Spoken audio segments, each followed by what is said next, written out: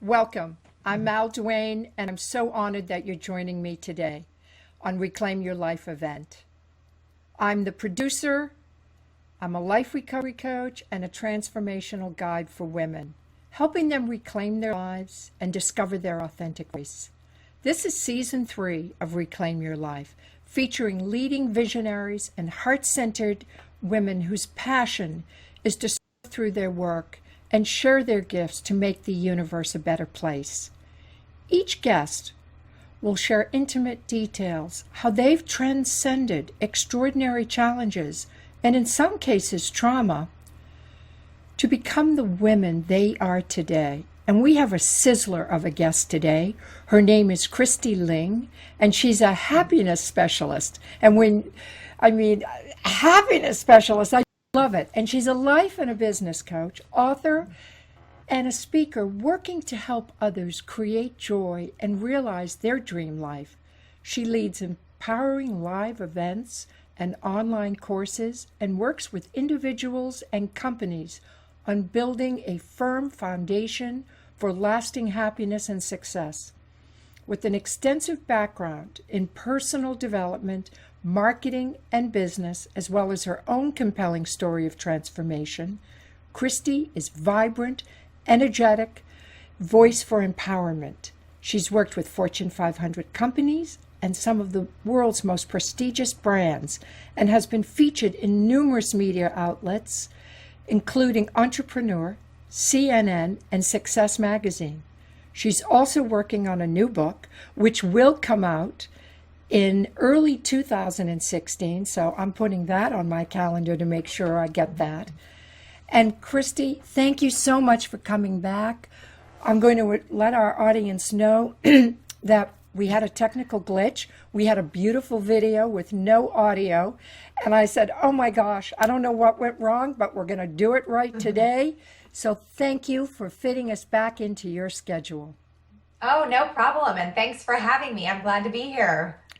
You know, you are a happiness specialist. You exude happiness. You love to do all kinds of things that are healthy. You're paddleboarding, you're growing vegetables, you're outdoors.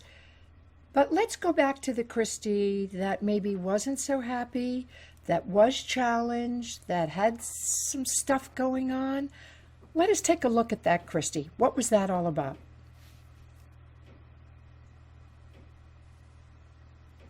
Well, for me, the first 30 years of my life, I struggled on and off with many things that so many people do. Anxiety, depression, always looking for the next thing to make me happy and feeling like I was that rat on the wheel, always looking for something and never actually finding it. And there came a time in my very early 30s, which we're talking about almost 13 years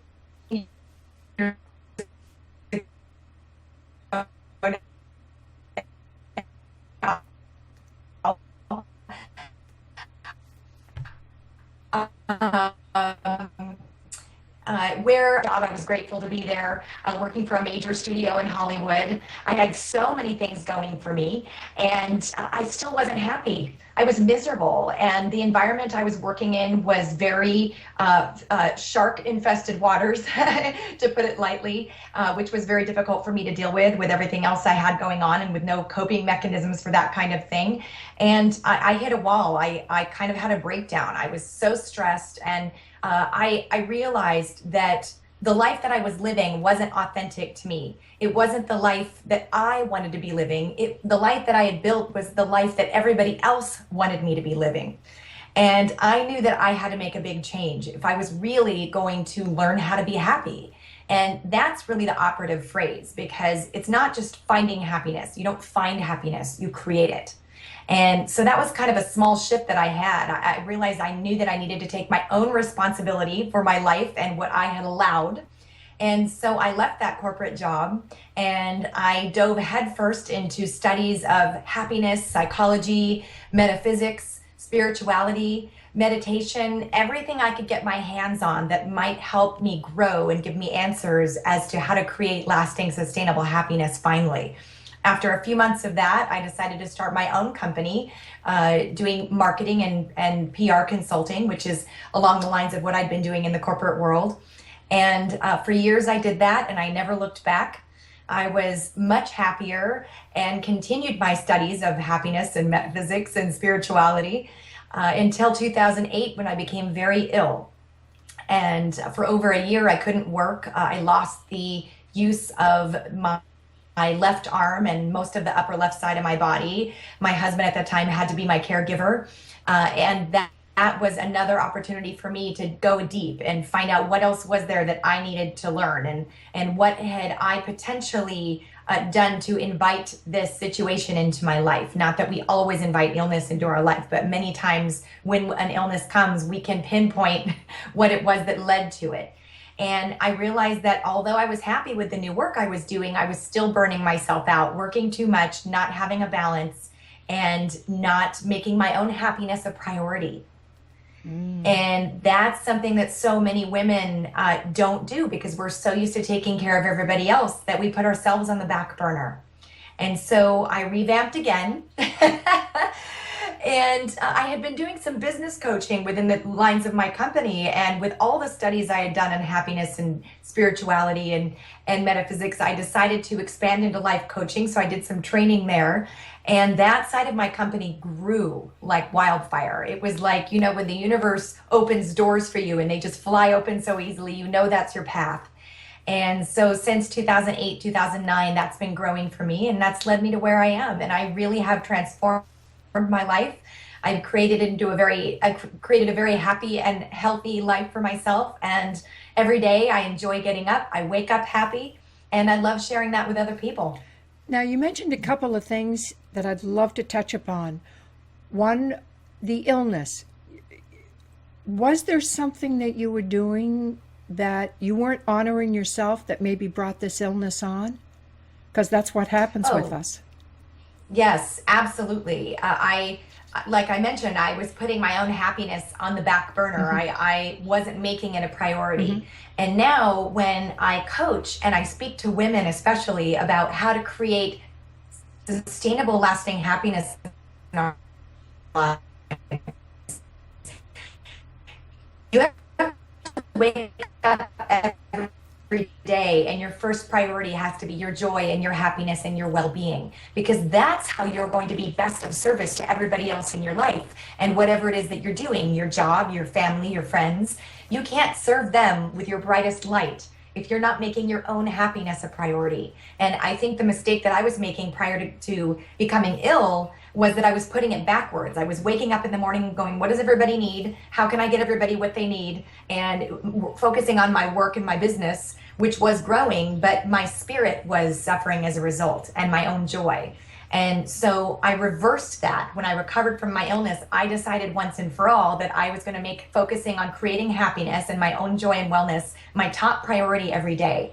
And when I flip-flopped that, my life really changed. And it all starts with mornings. I think you and I have talked about this before, and I give away a free ebook on my website that talks about how to transform your mornings, because that is the place to begin. Mornings are huge, and the way we live our mornings is the way we're going to live our entire life. So we have to put a lot of energy there to making sure they're supportive of our spirit and our soul. And I agree with you 100%. I'm a person that wakes up every day and sets an intention as to what I want to do that day and how I want to experience that day. And I don't think people realize how truly important that is. Now, another kind of key factor, I think, in your life is that you had this illness, you got better, but then you had a marriage and that ended.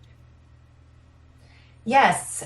For me, my marriage came to an end about just over 3 years ago. And that was a very difficult time in my life. And anyone who's been through a divorce of a long-term marriage knows how difficult that is. But looking back, first of all, it was an opportunity once again to transform. And I can't even tell you how much I've grown and learned from that experience. And looking back, I see that I had really changed after my illness in 2008. And like I said, I changed my priorities. The way that I saw many things in the world changed after that. And I think over the years, with prioritizing and things like that, some friction arose, and my ex-husband and I sort of grew in different directions. Although we had so much love for each other, we loved each other even through the divorce, which I think was a wonderful thing to be able to do. There was respect and love all the way through. But yes, the heartbreak and the grief that came from that, like they always say, there's nothing to transform you like grief. Really taught me even a lot more about the world, about happiness.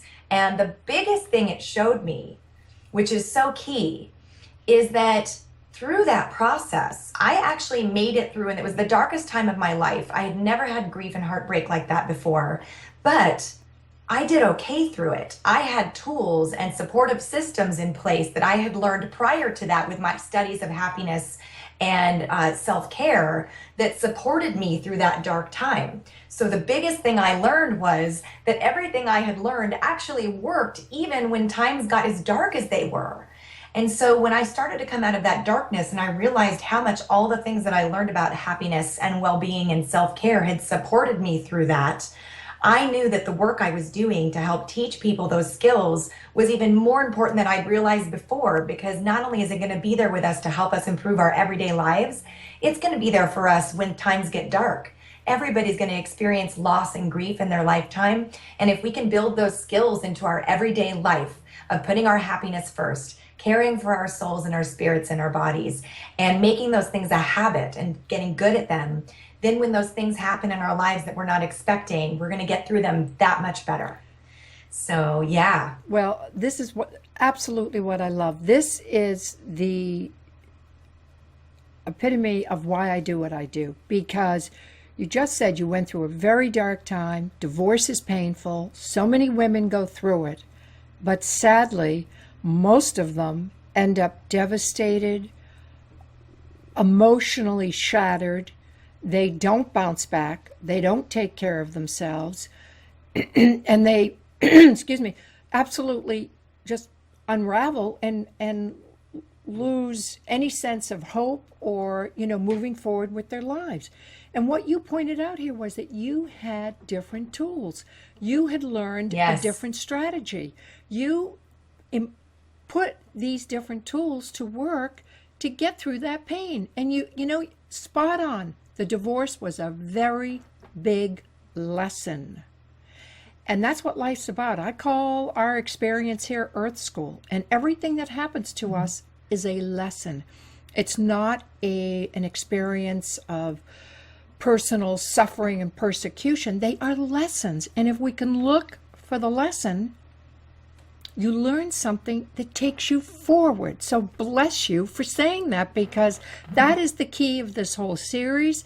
It's what I teach. It's what I talk about, that we do have the tools as women to get through extraordinary challenges. Every single guest, including yourself, has been in a very dark, painful place. But look at you today.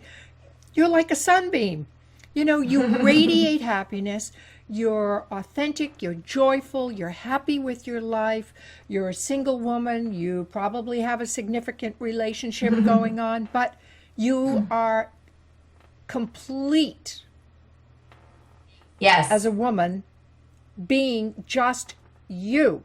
And anything else that's going on in your life is the frosting. That's exactly right. That's exactly right. Absolutely. And it feels wonderful. And being in this place, this is kind of interesting. I had been wanting to write a book for quite some time, and I realized when the divorce happened that certainly wasn't the time. So I had scrapped all my notes that I'd worked on prior to that.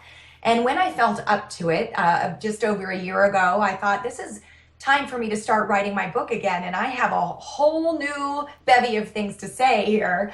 But the biggest thing I realized was that my book is on happiness, how to create sustainable, lasting happiness by learning to think of it as a skill and something you do rather than something you just feel or something you search for. So it's a huge shift that I'm looking to create here. But I realized when I went back to draw up the new outline for my new book idea with everything fresh that I wanted to include, that I couldn't write a book about happiness without having a chapter on how to get through dark times. and how all these other tools and mindsets that I teach in the book will also be there to serve you when you go through a tough time or a loss or experience grief in your life. Really, and there are a lot of books out there about happiness that don't talk about what to do when times get dark or when you lose someone or when something awful happens in your life.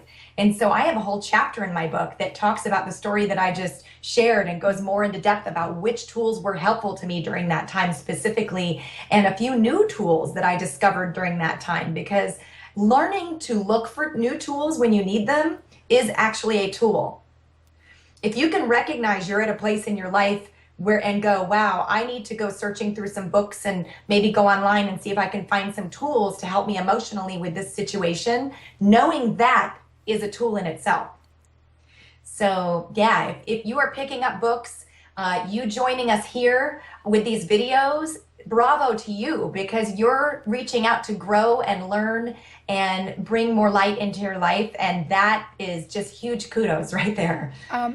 What do you do on a daily basis? Now, you said you wake up and you immediately connect energetically with that happiness. You're creating that experience. Share some of the things that you do in your practice to create happiness, to connect with that vibration of joy and bliss. Absolutely. And I have a little tool I can share too, which is great for mornings. Now, I want to say I'm not perfect at this. Nobody is. I still now and then have a morning where I wake up and I'm like, like grouchy or on the wrong side of the bed or whatever it is. But the difference now from the me of 10 years ago is that I've learned how to course correct. So, sometimes a couple minutes might go by and I might even get out of bed and go for my coffee or my tea or whatever it is, and then catch myself and say, I'm not in the right energy today. I need to do something to create a shift here. So I don't wake up happy every single morning, but for the most part, yeah. So it's okay to not be perfect at these things. We're just human and we're learning and growing, and nobody's perfect. You'd be a robot then. Thank you for pointing that out, because I don't want anybody to think this is about perfection. We're all a work in progress and will be to the day we leave. But give us the tools, girl. I'm ready. I'm taking notes. Absolutely. Okay, so I have trained myself, and you can retrain your brain. And I encourage everybody watching this to Google neuroplasticity. This is a science that's relatively new, and they've discovered that you can actually retrain your brain through consciously focusing on different thoughts, different actions, different things in your environment, and really retrain yourself emotionally, which is amazing. So for me, I have retrained myself for the most part to wake up happy in the mornings. When I open my eyes in the morning, I'm thinking positive thoughts. I'm thinking about how cozy the bed is. I'm thinking about, wow, thank you for another day. I'm so grateful to be waking up feeling well today. I'm thinking of what I have to be grateful for and of anything positive. If negative thoughts or stressful things try to creep in, I replace them. I catch myself and I course correct, and I replace them with being in the moment and being in the positive. Now, there's a tool that I use every morning for the most part, or sometime throughout the day, whether it's not first thing in the morning, but it's great for mornings, and I call it the 3 S's. And I created this for myself, really, when I was going through my own transformation, and it worked so well. I started sharing it in workshops and in my writings, and I was having people coming back to me going, Kristi, oh my gosh, that 3 S's is amazing. So I realized that it really resonates. I share it whenever I can. So quickly, I'll go through this, and this is going to be in my book, and it's 3 S's. So it's almost like a 2-minute short meditation, or you can do it sitting at your desk, or you can do it lying in bed, or even while you're making coffee or in the shower is a great place. So the first S is smile. Now that seems really simple, but the physical act of smiling, the muscle movements in your face actually send signals to your brain to feel good. Positive signals to your brain that tells your brain, oh, okay, I'm smiling, something must be positive. You actually change your brain chemistry and create a little shift, a little lift within you. And hold that smile. And you can do that anytime, by the way. If you're feeling like just like blah, smile and hold it for 30 seconds. It creates a little shift that is really great, and it's really noticeable. So hold the smile through the second 2 S's. The second S is say thanks. So now you're smiling, you're sitting at your desk, or you're lying in your bed, or you are, and, and you're smiling and you're saying thanks. And by say thanks, I mean think of some things that you're grateful for. And like I mentioned, thank you for that. I'm thankful that I feel well today. I'm thankful that things are going well in my life. I'm thankful to have a job. I'm thankful to have good friends. Anything you can think of to be thankful for, because what you want to do is be smiling and then create the energy of gratitude. Those two things together create a really solid foundation for the third S, which is very important. So now you're smiling, you've said thanks, and the third S is set your intention. So you were speaking earlier about setting your intentions, that you do that every morning, and this is a way to amp that up. This is a way to add light to setting your intention, because you create a glow around it, a foundation to give momentum to that intention. So once you've gotten in the positive space of gratitude and you've created your lift through your smile and created that great energy, now you're in a place to really set your intention for the day or whatever it is you're stepping into. It may be a business meeting, it may be a date, or our single friends out there, whatever it is that you want to set an intention to bring your best self, your positive energy into whatever you want to create or accomplish that day. You've now given it extra superpower. So that's the three S's. I love it. Smile, Love it. say thanks, set your intention. Thank you. I do too, actually. I created this years ago and I still use it. It's my favorite tool. What do you do as a woman if you live with somebody and they're cranky, but you wake up and say, I'm going to do my three S's? How do you work with a partner if you're trying to do this and they're not, on the same wavelength? That's a really great question. And by the way, I encourage everybody to teach the three S's to your partner and your kids. This is a great thing to teach to kids because it's so simple. I always like to say that's the fourth S, that it's simple, simplicity. But teach it to those that you share your life with so that you can all use it. And you might even get to a point where you're like, honey, I think you might need the three S's. But if you're in a place with another person, whether it's your partner or a coworker even, or someone who's in your space that is in a negative place, and we all get there. We all have our times when we're sort of in negative energy and we need to reset. I do two things. If you can gently maybe let that person know, hey, is there anything I can do to help you feel a little bit better? You seem a little low energy today. Or you might feel in your gut that maybe that person just needs a few minutes of space. And that's okay too. If you want to keep your positive energy and do your three S's, maybe just give your partner the space. Make them a cup of coffee or a tea, give them a kiss, because the energy that you bring is going to lift up the energy of the other person. We get back what we give out. So you can actually, without saying a word, help elevate the energy of the other person. But sometimes giving space is important. And we all know, those of us who have lived with anybody, that sometimes you just need to give a little bit of space and that's okay. And focus on holding on to your own positive energy. Also reminding yourself that that's not your energy, that's their energy right now, can also help elevate the whole energy, yours and also theirs. Beautiful.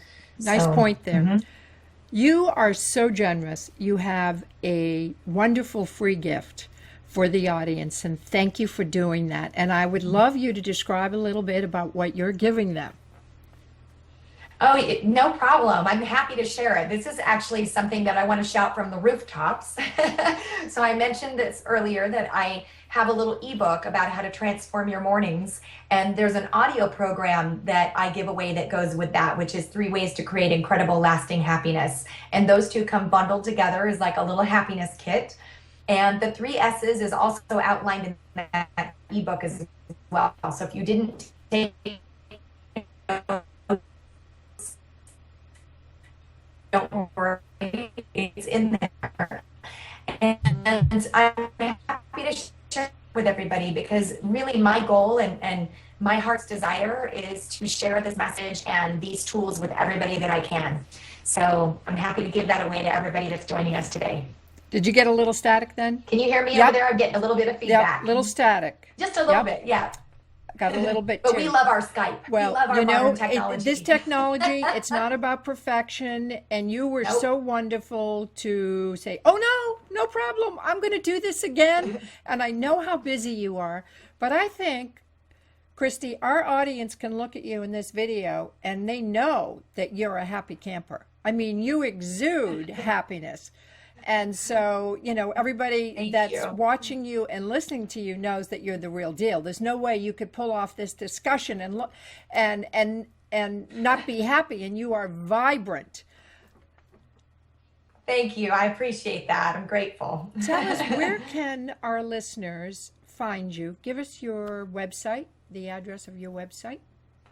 Of course, you can find me at KristiLing.com, and that's spelled KristiLing.com. And also, I'm on Facebook, I'm on Pinterest, Instagram, Twitter. Connect with me on social media.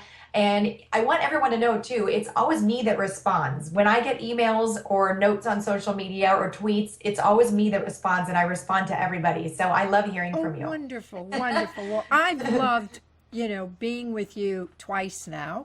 And again, thank you so much for being so real, so uplifting, so inspiring for people, because happiness can be a real challenge. And I think the key thing that you have said that's brilliant is it's a practice. You have to make it happen. It's just not something, a feeling that, oh, well, I'm going to be happy. You have to be deliberate. You have to be intentional about it. And that's... Well, I hear often happiness is a choice. Mm-hmm. And this is really true. But what happens if you make a choice and you don't follow it up with action? Right. And we both know about choosing happiness because we were together in a best-selling book that hit 5 lists, #1 on Amazon, outperformed Oprah's book club choice, and we passed Absolutely. Tony Robbins. Great. Yay! Well, and in that book, it talks a lot about the action that needs to come after the choice of happiness. And I think that's really important because a lot of people say, well, I'm choosing to be happy. Why am I not happy? And it's because after the choice comes the action. So very important. Well, thank you again, girl. Hope to see you nose to nose and toes to toes the next time I'm in California. And thank you for being so kind and participating and sharing your expertise. Thank you. I really enjoyed it. Thank you so much for all you do. And thanks for having me. Have a great day. Bye. Thank you. Bye.